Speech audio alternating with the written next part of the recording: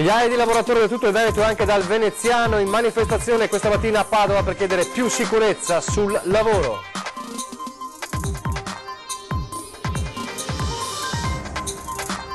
Venezia si prepara a un nuovo weekend a bollino nero, il ponte del giù e giugno e insieme alle misure per limitare l'impatto del turismo di massa tornano anche le polemiche. Tra cantieri, incidenti e turisti diretti verso le spiagge questa mattina non sono mancati disagi al traffico lungo l'autostrada A4. Nuovo appello del sindaco Brugnaro al presidente del Mestre Calcio Serena, presentino un progetto di adeguamento dello stadio Baracca alla Lega Pro, il comune è pronto a fare la sua parte. Hanno sempre fatto pessimi lavori e a distanza di mesi non sono ancora venuti a sistemare la denuncia di alcuni residenti di via Berchet a Marghera. Dopo anni torna in piazza Mercato il torneo di calcio a 5 Vivi la Piazza, quest'anno in ricordo del giovane tifoso del Venezia morto nel 2017 in un incidente stradale. Basket, semifinale di playoff scudetto, la Reire incontra di nuovo Trento che espugna il Taliercio, ma la sfida è ancora lunga. Telespettatori di Antena 3, buonasera e ben trovati all'edizione veneziana dei nostri telegiornali per parlare ancora una volta della piaga degli incidenti sul lavoro e una manifestazione con oltre 5.000 persone stamane a Padova, molte anche dal veneziano, una manifestazione che ha preso spunto ovviamente da quanto accaduto 2 settimane fa alle acciaierie padovane, che è un dramma che ha visto vittime anche 2 lavoratori del veneziano, fortunatamente non vittime che sono decedute ma che hanno avuto pesanti conseguenze. La richiesta è quella di fermare questo tragico bollettino. È stato importante essere qui a Padova ed è importante soprattutto la denuncia che questa piazza vuole alzare in modo molto forte. Secondo l'ultimo drammatico aggiornamento dei sindacati, quest'anno i morti sul lavoro in Veneto sono saliti a 33, una situazione inaccettabile contro la quale migliaia di lavoratori provenienti da tutta la regione hanno manifestato a Padova. L'incidente ad Acciaierie Venete ha acceso i riflettori su un problema sul quale i manifestanti chiedono non si abbassi mai l'attenzione. Soltanto dopo che 4 operai sono stati bruciati questa cosa ha bucato il discorso pubblico, il dibattito politico. Noi oggi siamo in piazza anche per questo. La richiesta è di attivare un insieme di azioni che rendano il lavoro più sicuro. Bisogna rafforzare gli SPISAL, più controlli alle aziende, perché convocano i tavoli con i responsabili della sicurezza dei lavoratori, gli RLS, per affrontare i problemi e per evitare infortuni. Devo dire che Zaia si è reso disponibile, ha convocato un tavolo delle associazioni e delle organizzazioni sindacali, noi abbiamo presentato un documento unitario CGIL e CIL-UIL, il Presidente ha dato alle tra virgolette controparti, cioè le associazioni, che entro lunedì dovranno dare una risposta negativa o positiva al nostro documento. Lunedì dunque l'aggiornamento, quindi il nuovo incontro per i cosiddetti stati generali della sicurezza sul lavoro. Adesso parliamo di una polemica che potrebbe ritornare quando sono stati messi in funzione per la prima volta il ponte del 1° maggio. Le polemiche hanno varcato i confini del Veneto, stiamo parlando dei cosiddetti tornelli, dei varchi per gestire il flusso dei turisti. Ebbene, molto probabilmente verrà deciso lunedì prossimo l'utilizzo dei varchi, dei tornelli per il ponte del 2 giugno a Venezia in centro storico e quindi il ritorno di queste misure provoca anche il ritorno delle polemiche. Tornano i varchi per i turisti in occasione della festa del 2 giugno, data da bollino nero per il previsto afflusso di visitatori in centro storico nel secondo weekend di apertura della Biennale Architettura. Il provvedimento, già sperimentato lo scorso 1° maggio, sarà approvato ufficialmente lunedì dal Comitato Provinciale per l'Ordine e la Sicurezza Pubblica e dal Movimento 5 Stelle attaccano il sindaco Luigi Brugnaro. Solo un'iniziativa propagandistica, tuona Elena La Rocca, per coprire la mancanza di provvedimenti per limitare realmente l'impatto del turismo. Basta prendere in giro le persone e i cittadini, basta con questa politica degli slogan che mira solo ad avere i titoli sui giornali nazionali e ad avere visibilità, che non serve a nulla perché il ruolo che hanno avuto questi varchi sono quelli che possono avere anche solo i vigili che si mettono a deviare il flusso e servono appunto solo per ottenere il titolone sul giornale nazionale. La verità, sostiene la consigliera Grillina, è che l'idea di limitare e contenere il turismo di massa è in contrasto con le vere scelte politiche di questa amministrazione. Basti pensare agli investimenti nella zona dei Pili che indirizzeranno nuovi flussi di visitatori sempre lungo la stessa traiettoria. Anche le piccole scelte concrete, quali potrebbe essere quella di limitare per esempio il numero di persone che possono partecipare a un gruppo organizzato con guida turistica, ecco, scelte così semplici non vengono prese, quindi ci ritroviamo con gruppi di 30, 40, 50 persone che hanno reso la città totalmente invivibile e non si riesce a prendere una misura minima quale la limitazione a 15-20 persone per ogni gruppo. In attesa di capire se verranno utilizzati come pare e quanto ritornerà la polemica, parliamo di un altro disagio, ma questo ormai è un disagio di fatto quotidiano, quello degli automobilisti che si spostano lungo la A4, anche oggi caos, questa mattina meglio, poco dopo le 11 lungo l'autostrada A4 tra Portogruaro e San Stino di Livenza in direzione Venezia, in una giornata già complicata di per sé, considerando il gran numero di persone dirette verso le località balneari. Si è aggiunto un tamponamento senza feriti tra due automobili, un mix di fattori che già prometteva di creare qualche difficoltà e rallentamento, e complici gli imprevisti si è rivelato fatale. L'incidente è avvenuto quando i veicoli erano già incolonnati a causa di un cantiere all'altezza dell'uscita di Cessalto e ha contribuito ad allungare la già lunga coda che ha toccato quota 5 km. Sul posto la polizia stradale per dirigere il traffico ed evitare ovviamente ulteriori rallentamenti, ma come dicevamo è una situazione ormai quotidiana in questi giorni. Adesso la politica, con una visita a Mestre dell'ex premier Romano Prodi, che ha incontrato alcuni esponenti del mondo politico e delle categorie del territorio per una riflessione sull'attuale situazione politica.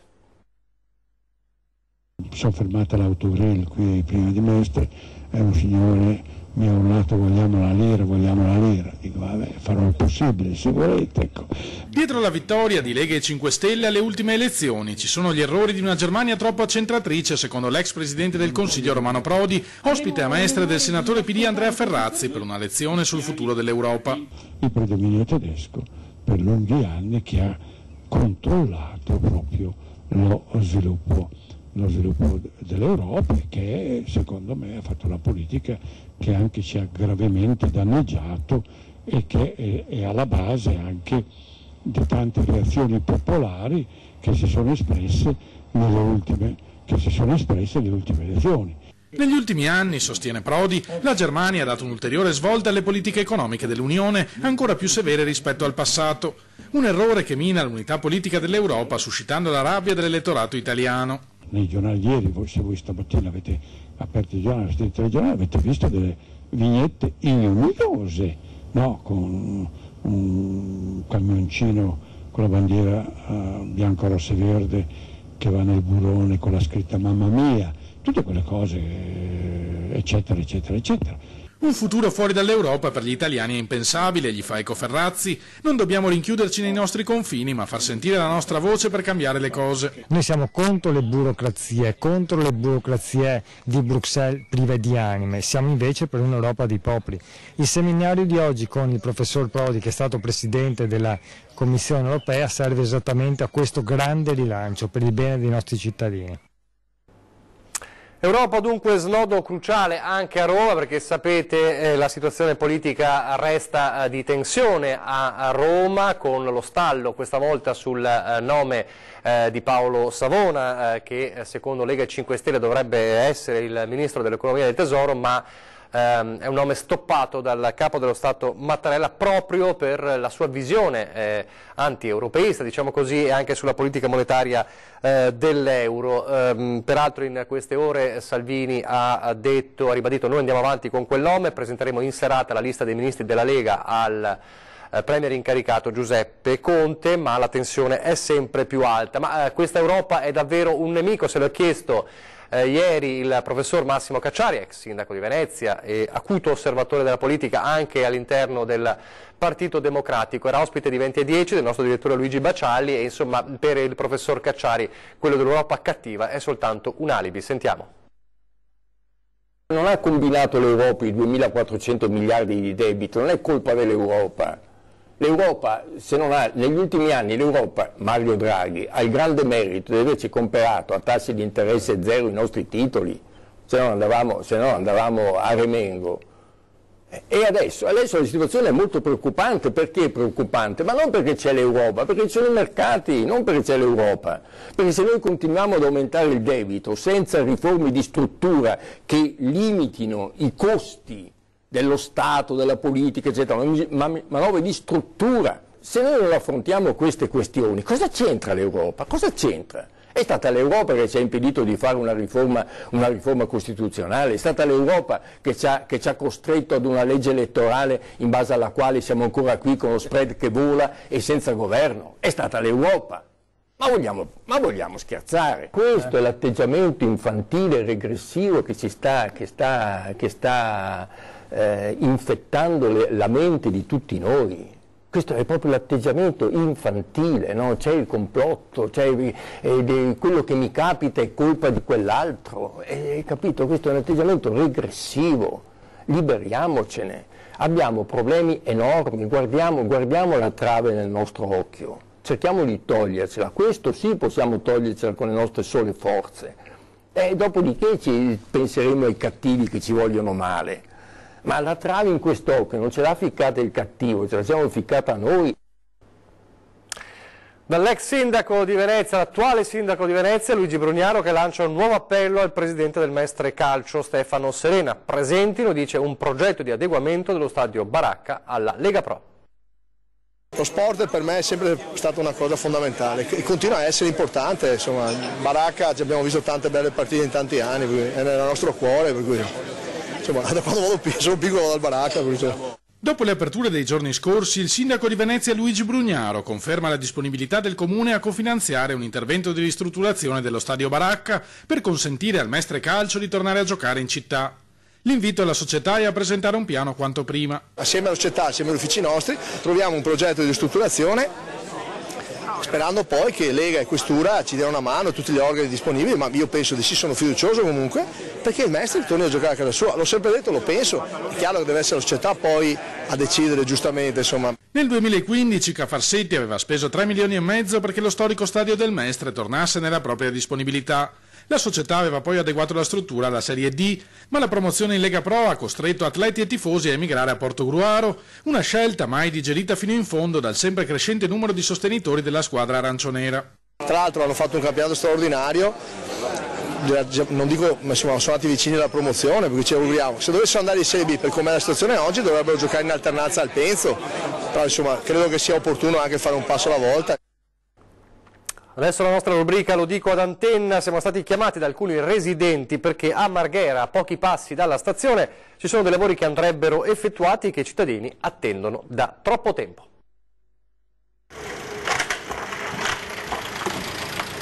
Siamo in via Bercea Marghera, la strada che si collega a via Ulloa poco distante dal sottopasso ferroviario e da mesi chi la percorre regolarmente con l'auto o la bicicletta deve fare attenzione a questa buca molto pericolosa. Alcuni residenti della zona ci hanno segnalato che negli ultimi 15 giorni la buca è addirittura sprofondata, come vedete anche camminandoci sopra il dislivello è notevole. Tutto sarebbe nato durante i lavori di posizionamento della fibra lo scorso inverno, che hanno causato anche un altro problema. Da quando hanno fatto i lavori non è stato più riparato, ripristinato. Si è sfondato, ha durato una settimana, così dopo si è sfondato e è stato lì. I lavori quelli per la fibra? Sì, sì. Che qui hanno recato un poco danno perché hanno fatto un taglio, qui hanno preso le fogne e non hanno detto niente a nessuno. E dopo c'è stato che si è allagata tutta la casa, vede che lì è scoppiato tutto l'intonaco e se non ci accorgevamo noi perché sono andati sotto acqua i scantinati nessuno ha parlato. I cittadini però stanno aspettando da tempo un intervento di risistemazione. E adesso stiamo in attesa di sviluppi, di sapere chi deve pagare i lavori perché hanno scavato, hanno fatto la condotta nuova e così. Allora se avete un disservizio ovviamente cercheremo poi di portare avanti questa vicenda di via Bercea Marghera, se avete un disservizio, un problema da segnalarci fatelo come sempre, lo dico ad Antenna. Queste sono le modalità, redazione@antena3.it per scrivere una mail nel quale spiegate qual è il problema e lasciate ovviamente anche un vostro recapito. 0422 023 0898 per lasciare un messaggio in segreteria, anche qui per spiegare e per lasciare ovviamente un recapito telefonico, oppure 351 175 5340, quello è il numero di SMS o WhatsApp, anche per visualizzare qual è il problema. Queste sono le 3 modalità per chiamarci per poter intervenire a cercare di risolvere il vostro problema. Adesso al parco di via Torre Belfredo a Mestre, che è tornato a risplendere anche se sono necessari altri interventi, e tra qualche settimana sarà anche teatro di un evento sensoriale. Dall'ultima manifestazione che abbiamo fatto al Giardino Ritrovato, veramente la popolazione ha di buon grado accettato appunto queste nostre iniziative, ma soprattutto si sono ripossessate di questo parco qui in centro di Mestre, che è veramente un gioiellino, ma soprattutto tante famiglie e tanti bambini adesso lo adoperano veramente dalla mattina alla sera. E un piccolo dettaglio: le mamme si sono messe ad allattare addirittura i propri figli, perciò le condizioni sono veramente ritornate quelle di una volta. L'impegno e la costanza dei cittadini che volontariamente hanno deciso di rimettere a nuovo il parco di via Torre Belfredo sta dando i suoi frutti, e la risposta della cittadinanza ne è la dimostrazione. Bisogna restare sul pezzo, non mollare, perché appena lasci un momentino andare il discorso qui del parco un po' a se stesso, ritornano quei personaggi che è bene che insomma cambiano aria, o che perlomeno, se lo vogliono utilizzare, restino nelle regole e non lo imbrattano e non lo sporcano, e rispettino un attimo anche proprio l'ubicazione di questo parco, perché è inserito proprio in centro a Mestre e attorno ci sono tutti i condomini, insomma. Anche per questo continuano le iniziative all'interno del parco, che necessita ancora di alcune manutenzioni, a partire dalla fontana situata al centro. Il 23 di giugno noi qui assieme all'Unione Ciechi Italiani abbiamo organizzato una serata sensoriale. Praticamente verrà oscurato tutto il parco e noi vedenti saremo bendati e saremo appunto condotti dai non vedenti in questo percorso sensoriale. Veramente è una serata molto particolare e appunto è indirizzata soprattutto ai giovani. Adesso una breve pausa pubblicitaria.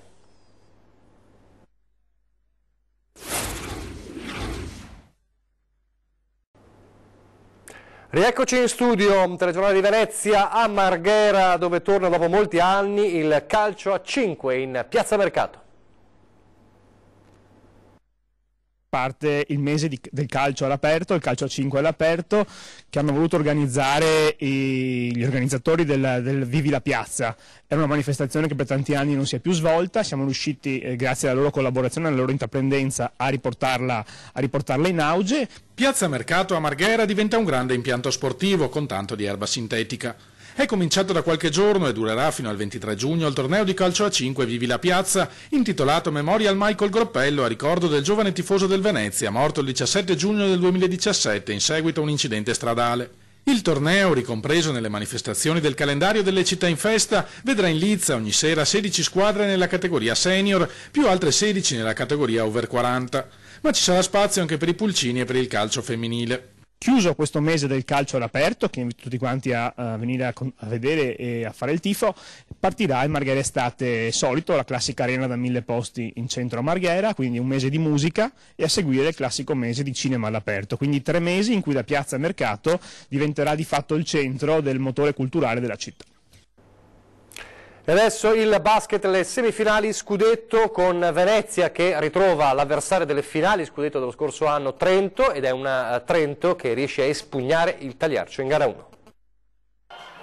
Prima delusione in casa Orogranata dopo una serie di successi, e a darla è stata Trento, che si è aggiudicata per 2 punti la gara 1 di semifinale venerdì sera al Palasport a Liercio. Credo che sia importante da parte nostra capire subito che la serie è a questo livello con Trento, nel senso che è una serie molto fisica, dove si è visto che i contatti vengono concessi, è anche inutile stare sempre tra virgolette a starci dietro, nel senso che con Trento si gioca a questo livello fisico, sono stati bravi loro più di noi a interpretare questo livello fisico, noi invece in alcuni tratti l'abbiamo subito e questo ci ha portato un pochino lontano da quelle che sono le nostre cose. Una partita giocata fino all'ultimo, fino a quando la Sirena l'ha chiusa 80-78 con la tripla del sorpasso tentata da Dei, che dopo aver toccato tabellone e ferro è uscita.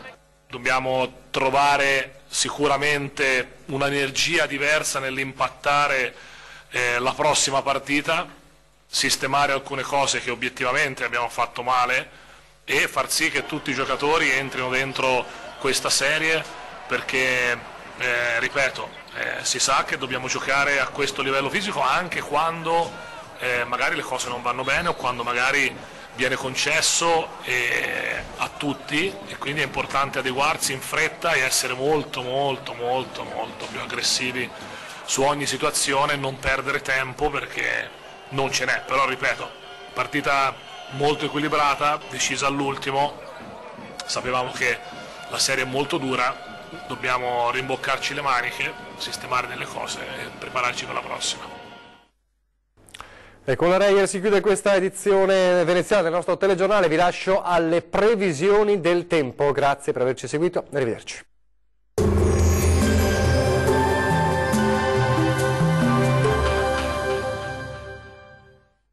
Ben ritrovati al meteo. Bel tempo e caldo sulle nostre regioni con l'anticiclone Scipione. Vediamo il dettaglio di domenica 27 maggio. Sul Veneto sarà una bellissima giornata di sole, il cielo infatti sarà sereno o al massimo poco nuvoloso un po' su tutti i settori.